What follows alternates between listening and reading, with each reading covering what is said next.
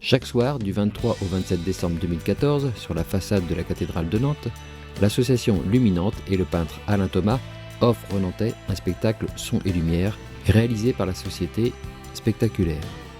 De nombreuses personnalités locales ont pu assister au lancement de l'événement depuis le balcon de l'agence Crédit Mutuel, partenaire de cette illumination monumentale. Alors ce projet, c'est déjà une histoire d'amitié, c'était une rencontre il y a 20 ans et je suis tombé amoureux vraiment de ses œuvres, vraiment un univers lié au monde animal et végétal, notamment tout ce qui est travail du bestiaire. Le deuxième point, c'était par rapport à la nativité. C'est vrai que de faire ce don de la nativité à la cathédrale de Nantes en 2004, j'ai trouvé que c'était vraiment une démarche vraiment très particulière, parce que généralement, c'est les peintures qui sont mises dans une cathédrale, malheureusement, le peintre est décédé. Donc là, de faire ce don en tant que peintre vivant, j'ai trouvé que c'était vraiment exceptionnel. Et je trouvais que marquer le 10e anniversaire en 2014, le 24 décembre, fallait faire quelque chose à sa hauteur. Donc je pense que la cathédrale ne pouvait être qu'à la grandeur de son talent. Donc c'est un très très bel hommage qui a été rendu ce soir. Je pense qu'en entendant tous les commentaires et puis le ressenti que j'ai pu avoir le jour de la première, c'est vrai que je pense que Paris est assez gagné, effectivement.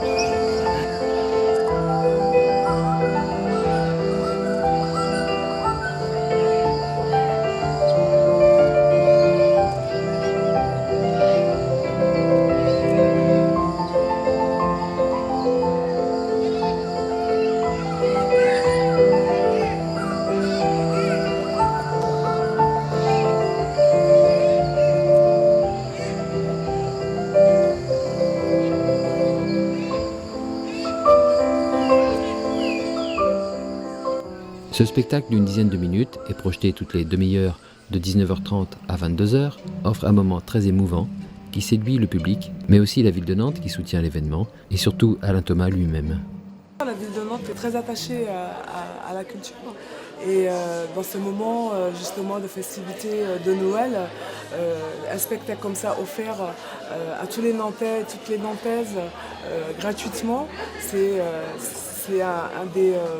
un des points que la ville défend au quotidien. En ce qui me concerne, c'est très émouvant parce qu'il y a quand même une partie de ma vie de peintre qui défile et sur un support qui est quand même extraordinaire, c'est quand même la cathédrale. Et c'est vrai que mon œuvre est réinterprétée par une entreprise spectaculaire. Ce sont des infographistes très performants. Et j'avais quelques doutes parce que je me disais quand même, arrivé au sommet de la cathédrale, il y aura quelques déformations. Et tout est extraordinairement reproduit. La place Saint-Pierre était noire de monde. Donc c'est la récompense en fait. Une récompense pour un vrai succès et qui témoigne qu'entre l'artiste et la cathédrale, c'est une longue histoire. Déjà, je suis né à Nantes et rue de l'Évêché, au numéro 4, on va dire à l'ombre de la cathédrale. Quand on dit à l'ombre, c'est pas une vue de l'esprit, c'est carrément à l'ombre. Et je suis allé à l'école Saint-Pierre, tout près. J'ai fait communion, confirmation à la cathédrale. J'ai fait ma première exposition rue du Roi Albert. Oui, entre la place Saint-Pierre et moi, c'est une longue histoire. Une longue histoire qui s'inscrit joliment désormais dans celle de Nantes et des Nantais, pour notre plus grand plaisir.